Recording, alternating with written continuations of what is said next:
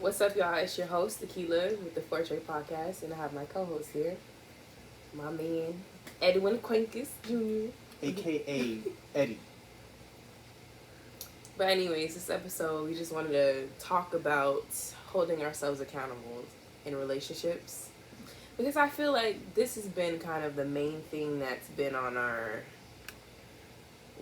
on our list to correct as far as our relationship goes, because a certain somebody have problems with holding himself accountable with a lot of things. And I feel like as females, we mature way faster than guys, so we understand what holding ourselves accountable means. And for men, it just needs like 1, 2, 3 step type thing. And I just know, I feel like this episode is just raw and unfiltered. Viewer discretion is advised. Because I just feel like, having that complete honesty and that realness with one another is what's needed in a relationship. And I do hope to, of course, inspire the couples that might be listening and tuning into this podcast, because as we all know, we've been through some stuff, traumatic stuff in life, and it hinders our relationship and contributes to our downfalls in our relationship. But we still try to make things work and try to talk things out, which I'm still learning to do also. But with this person by my side, I feel like we can do anything, we do all things through Christ who strengthens us.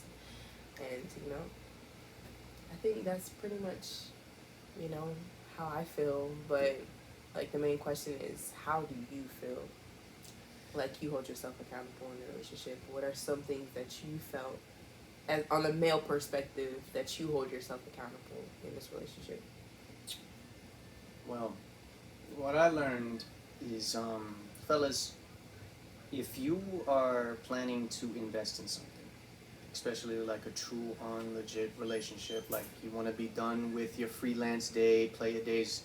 Well, explain what the freelance day mean, because some people don't know. Okay, that. well, freelance was, I'm just going to be honest, I was out there.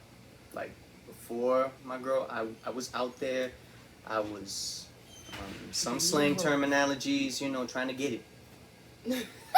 I was. One and move. Yeah, either one and done, and that was it. Several attempts, nothing works out.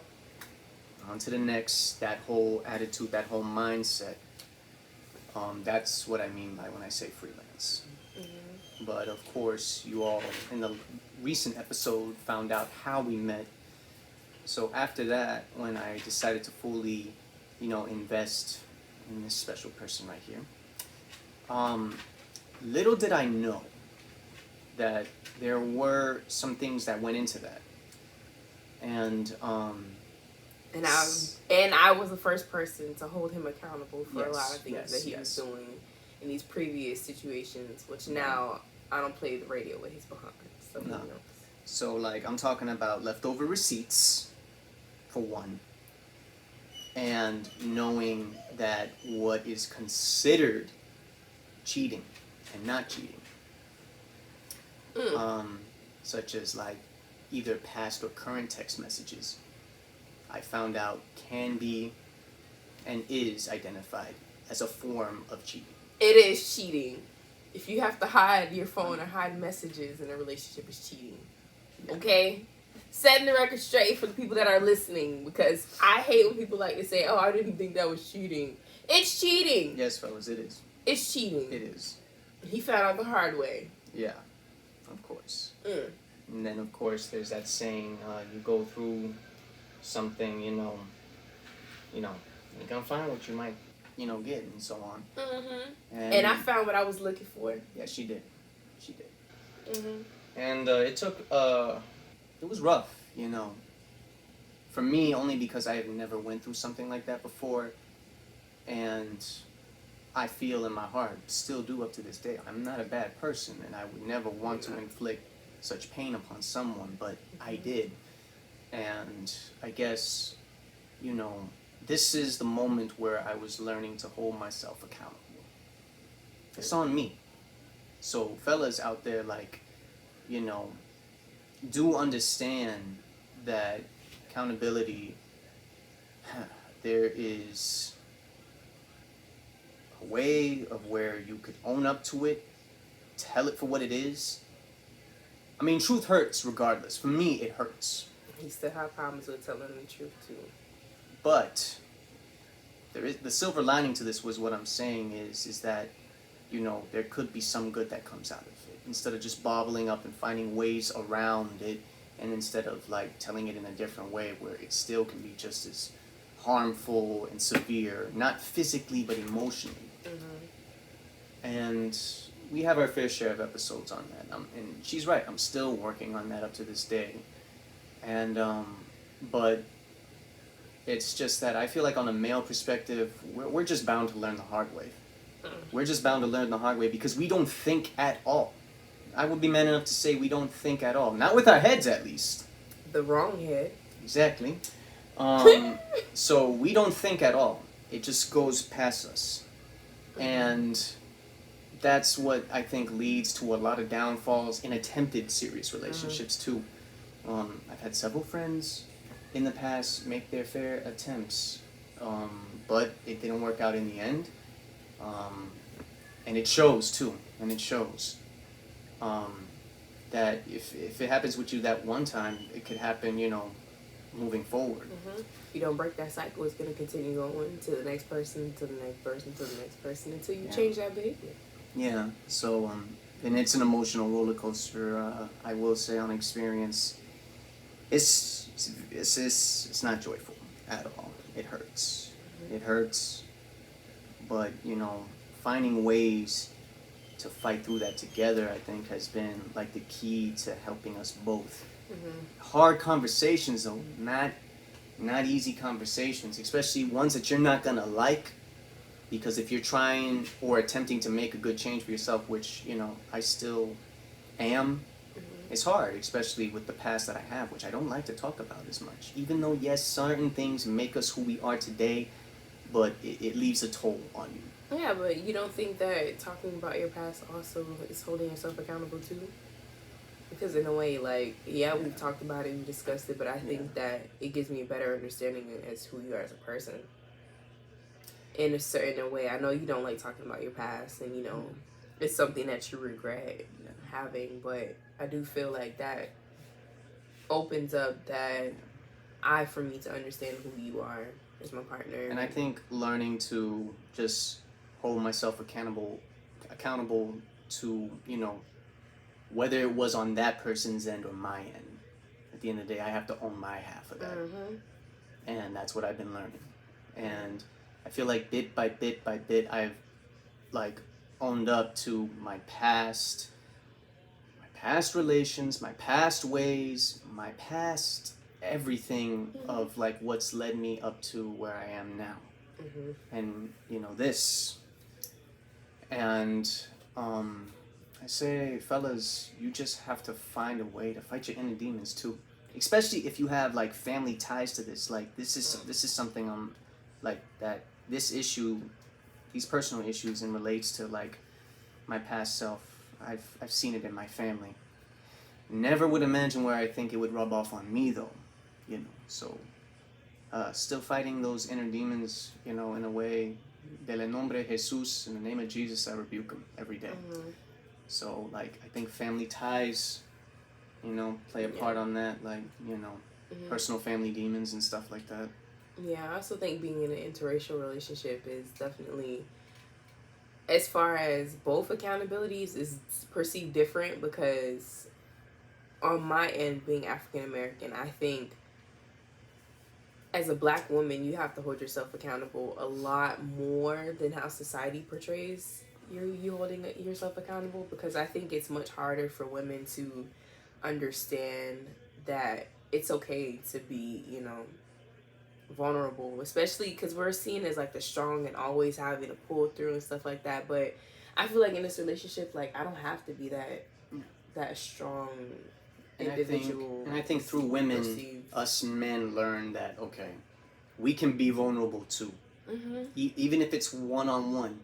At the same time, that's a challenge for us because, if you grew up, depending on what household you gentlemen grow up in, and whoever your father figure is, leading by example, we're taught to be the man of the house, to show not as much emotion, right, to be tough no matter what, fight through the pain of whatever it is that we're going through, and be the ultimate representation, not just of the man of the house, but of the family household and stuff like that. So I feel like we don't tend to be as vulnerable because we're not trying to show any sign of weakness.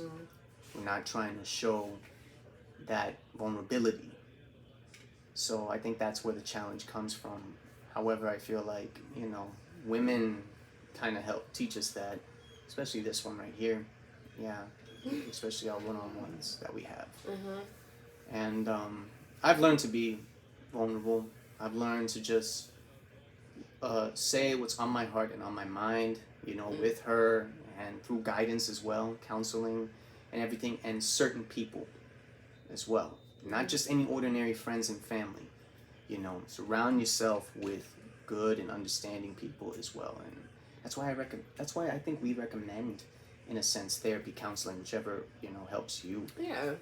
I think most people are scared of it because it's like taboo in certain cultures, but like, especially my people, Black people, they do not like to go to therapy. Same with Latinos at times. And I'm like, same thing with us Latinos, it has saved us through so much stuff. Yes. It saved me through some stuff because I probably would be in an insane asylum if I had not chosen. And when I finally got up here to Tallahassee and I had the access to get that professional help, I went right to it because, it's good to hear that certain friends and family care and say you can come to me at any time and so on. But once in a while, I feel like talking to a professional, whether it's a student or an actual professional, somebody that's either going to school, learning about this, or is already in the field, it's a one-on-one with a total stranger that's not going to tell your business, that's not going to put it out there like that. And they can get sued, too, if they disclose your information, because you sign a confidentiality form with every therapist anyways,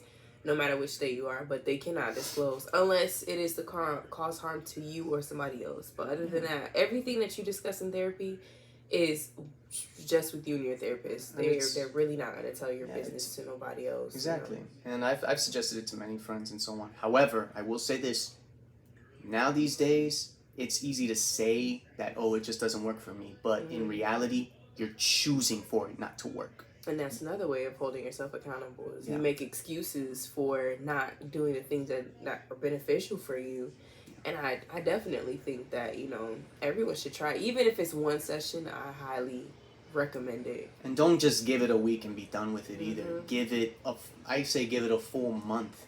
Yeah. Give it a full month. A month is kind of out there. Probably 3 sessions or maybe 2. 3 to 2 just in a month. Just to kind of fill out the therapist because... Long story short, what I'm trying to say is you gotta want it to work. So if you say it's not gonna work, you're pretty much choosing for it not to work. You gotta say that it's gonna work for you, and you gotta choose for it to work. I agree. If you say it's not going to, you're just choosing for it not to, and that's just gonna prolong the personal issues you may have going on for yourself. And then that leads to wanting to just find an alternative to numb that pain or numb that frustration or issues and all, which I have to be careful with. I come from a family of alcoholics, so drinking can Modelo. Corona. That's a go-to for some of us Latins, man. We can't help it. Oh, gosh. Got one in the fridge right now. I should throw those away. But anyways, they've been in there for a long time. Yeah. But yeah, I definitely think that, honestly, I feel like grieving has also helped us with, as much of it to be a shitty situation, I think that has helped a lot too, because not only do you go through 5 stages of change in self, you go through some serious stuff when you're grieving. I think once you've gotten past that point of, always being angry and always being miserable and bitter, I think you tend to open your eyes to just sit and think hey, okay, what I did was foul, or what I said was foul, and that it came from a place of anger, and which I'm going through with personal loss and everything. And with him just losing his uncle, we've been experiencing people passing, and even our son passing. I think it also just goes to show you only have, your time is borrowed. Borrowed. You don't know how much days, how many years, how many months you have on this earth. So I think we should just all cherish and cherish these moments with our person. Or Yeah, and for me, it's like, for me personally, is making the time.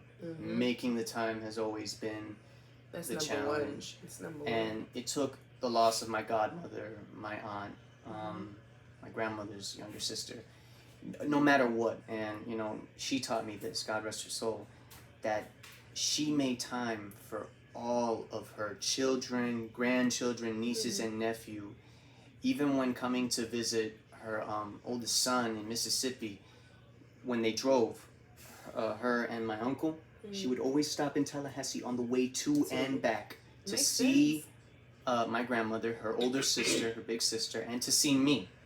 And I made sure to come by, even if it was just for a quick cup of coffee, and then they were right back on the road. But they always made a stop here in Tallahassee. And even if it's in Alabama as well, where she also has like some nieces and nephews there, she made time for them to just go next door to the state over. And she was an example of that. You know, she made the time, and that's what I hope to do in the future, man, is not let too much of work consume me. I mean, I understand, you know, you have to make a living, you have to work hard and support your family, but then don't do that so much to where you're blind to what else you're missing out in life, and that's just quality time spent with, you know, immediate friends and family. And that is something I think in Latin cultures we cherish a lot. If you notice. Yeah. And the same thing could be said for, you know, anybody with Caribbean backgrounds like us. We on the islands cherish that so much, only because of like we're just right there within reach of one another. And then there's times where we go our separate ways, but make no mistake, we will make time again. Yeah. That's true, because your mom has held me accountable on some things too, and I think, well, my mom hasn't held you accountable on a lot of things. Not yet. I don't think we. Not yet. Yeah. Not yet. My mom, she hasn't. Well, she's been involved, but she doesn't really know the details of what goes on in a relationship, which really shouldn't. But you know, only because she's in Fort Lauderdale and it's like 8 hours away. His mom is like right around the corner, so you know, she's more aware of. Not the details that goes on in the relationship, but she's aware of, like, you know, some of the flaws that goes on in our relationships. And she's, like, witnessed, I think maybe once or twice around that we've been around her, and she's witnessed that, you know, we were a little bit off. But I think that's just the real authenticity of being in a relationship with, you know, your significant other. Like, you're going to have some good and you're going to have some bad days. And I think for both, we've had our fair share. Like, it's no more or less bad days, no more or less good days. Like, we're literally in the middle with everything that has gone on with both of us. And I just definitely feel like this episode was supposed to be catered to, you know, holding both of ourselves accountable in relationships, and just overall understanding that you got to give your partner some grace on a lot of things, especially when it's like a personal loss that has happened in your relationship. But I will say this, if I'm in no position to give like certain advice to us guys out there, but if I can say this one particular thing, fellas, if you are going to attempt the serious route, if you want to find that main person in your life, that main one, learn to own your shit. Please do, for the sake of us women. Yes, learn to just women. own your shit. Jeez. And just tell it for what it is, no matter how rough or bad it may be, you know, of your past and everything. Or you could brush it off and say, oh, that was just me back then. No, it's not. It's more than that. What affects you then will affect you in the long run. And most of all, they pay the price for it. Speak the truth, babe. So, fellas, just learn to own your shit. It'll be hard. It'll be hard. But there can be some grace found in it. I have the motto, no matter how rough or bad a day may be, frustrated and so on, you look for the good in everything. Even if it's one particular thing, even small, like that. Like a mustard seed. Yeah. You look for the little good that you can find in that one particular day. And I promise you, it'll pay off. So yeah, own your shit. Learn to own your shit. And hold yourself accountable. That was the main thing for this episode, is to hold ourselves accountable. Yeah. And I just think overall we've reached that point to where we're at an understanding with one another. And I think it also depends too if, you know, whoever your partner is, if they could also relate and understand you as well. Because there are some, now, you know, the term hit or miss, there are some of that in relationships. Like, you understand me and you do get me. I do. I can't say that for some others, especially personal friends I know. Yeah. You know, back home in South Central Florida and even up here in Tallahassee. The same could be said for yours in Fort Lauderdale too. Yeah. But I think that's a story for another day, because I know most of the time, I'm not trying to get too deep into it, but I think friends definitely hold you accountable too, not just in relationships, but I think in friendships too. I have a couple of my friends, close friends, that hold me accountable for a lot of the things that I've said, that I've done. And I think it doesn't really come with an age when you hold yourself accountable. No matter, like, women, we mature faster than men, mentally, physically, and stuff like that. But I think that it doesn't come with the age. I think once you get to a point of understanding with not just with yourself, but with other people, I think it helps a lot more with holding yourself accountable and understanding that, you know, some of the shit that you used to put up with, you can't do no more. Especially when you're with somebody else. Like, you have to think about that person as well, like he said before. But I just think that for majority of relationships, that's kind of the main thing in a relationship, is holding yourselves accountable. And I think I've learned pretty well. Still learning, but for some parts, I think I've done all right. You've done a pretty good job, babe. Thank you, babe. For this to be your first serious relationship, you've done well. Thank you. Thank you so much. Of course. So yeah, we're gonna end off this episode. We just wanted to do it real quick before Saturday, and because we always try to be consistent with our podcast episodes, and we missed last episode because we were going through personal matters, but we're back and we're gonna be consistent on posting every Saturday. That Hurricane Idalia, you know, it's that time of season again here in Florida that, you know, we somewhat look forward to. And the next episode, you're gonna be doing it from a different location. Yeah, we will. Yeah, we're gonna definitely be doing it at a different location. And who knows? We may even think about bringing a special guest onto that one. Maybe not. And to all of our viewers and listeners out there, thank you.